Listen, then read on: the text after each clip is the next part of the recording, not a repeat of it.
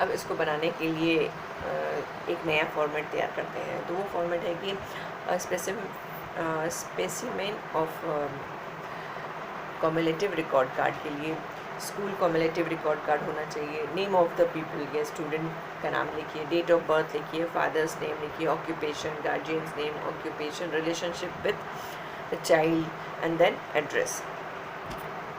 उसके बाद नेक्स्ट में आते हैं स्कूल अटेंडेंट। स्कूल अटेंडेंट में स्कूल का नाम, मंथ एंड ईयर, कब ज्वाइन किए, क्लास इन विच ज्वाइन, बच्चे जब किस क्लास में ज्वाइन करते हैं, कौन से ईयर में क्लास, और कब वो उस स्कूल को छोड़ते हैं, और रीज़न क्या होता है, ये सारा चीज़ उसमें बताना पड़ता है। कभी फ़ी ज़्यादा हो गए, या कभी ट्रांसफ़रेबल जॉब है उसके कारण।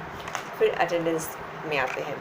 तो अटेंडेंस में आने के लिए हम हर ईयर का जो भी होता है, ईयर 2015, 16 और 17 का लेते हैं, actual number, nature number of absence of if any reason, फिर प्रेजेंस इन को करिकुलर एक्टिविटी। अब उस बच्चे का को करिकुलर एक्टिविटीज़ देखते हैं कि स्पोर्ट्स एंड गेम्स में कितना है, पर्सनल हाइजीन कैसा है, लिटरली जो एक्टिविटीज़ होती हैं उसमें कैसा है वो, कल्चरल एक्टिविटीज़ में कैसा है, सोशल सर्विसेज में कैसा है। तो इस सब से बच्चे को हम ग्रेड देते हैं A, B, C या D।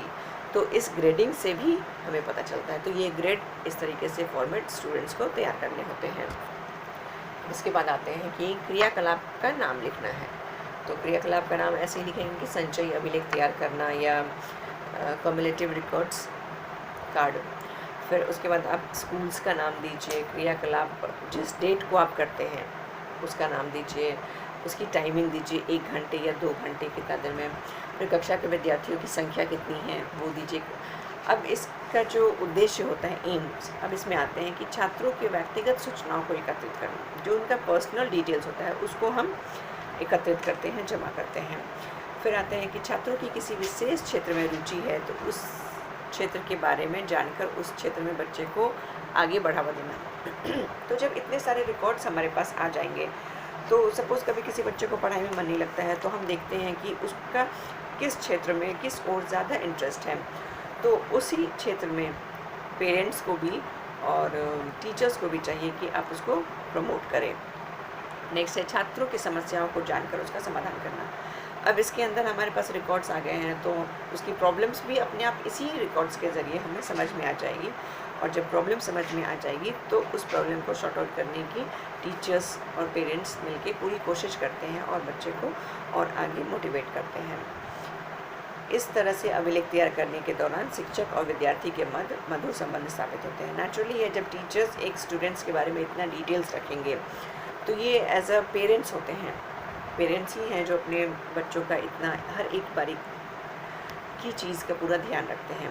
और अगर पेरेंट्स के साथ अगर टीचर्स भी आपको उसी तरीके से स्नेह और भावपूर्ण अपना संबंध बनाते हैं, मधुर संबंध बनाते हैं, तो आपस में दोनों का रिलेशन भी बहुत अच्छा रहता है। तो स्टूडेंट्स, ये थे आपके SBA के लिए कम्युलेटिव रिकॉर्ड्स कार्ड्स।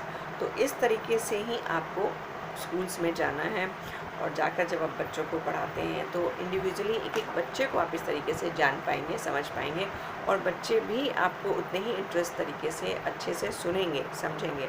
अगर आप यूं ही जाके ओवरऑल बच्चों को पढ़ा दिया, किस बच्चे को क्या समझ में नहीं आया, कितना समझा, उसका मूल्यांकन इवैल्यूएशन कैसा रहा, और आप अगर ये सब कुछ नहीं करते हैं तो फिर इसका हमारा बच्चों को समझाना सब बेकार है।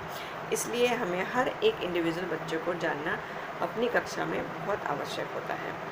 तो स्टूडेंट्स, ये तो था हमारा cumulative records card. Thank you so much. Next video में नेक्स्ट टॉपिक के साथ, तब तक के लिए